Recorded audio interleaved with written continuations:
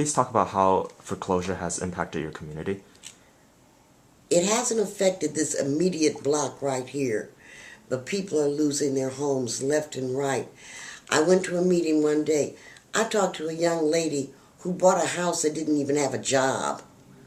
Some broker sold her a house, and eventually she ended up, losing her home. People have had these balloon payments hit them, and when people lose their homes, they lay vacant, then they become a blight issue. And unfortunately, in this neighborhood, we have a lot of drugs and illegal activities, and people tend to use those vacant houses to do that. It breeds crime. There was a house over here about 4 blocks away that happened, and somebody ended up getting killed in that house. How is the community fighting back against this?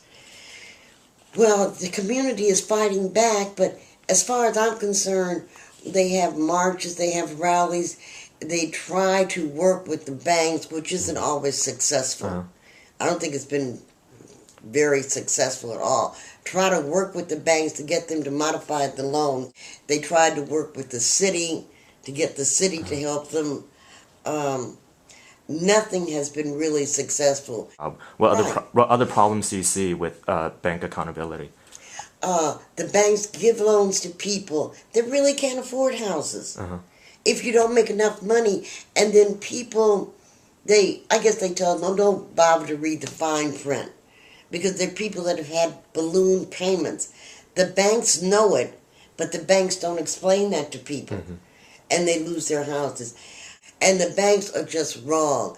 The banks should make provisions. And what they're doing now, I don't like that either. When they modify your loan, instead of giving you a 30-year mortgage, you got a 40-year mortgage. It takes you 10 more years to pay for their house. If the government can bail out the insurance companies and the banks and bail them out in a matter of few days, what can they do to help the homeowners? Nothing. When you're in foreclosure, that's when they need to help you. They don't want to modify loans. They just don't want to help. And then they own the houses. The banks end up owning the houses. They don't keep them up, so they become a blight to the neighborhood.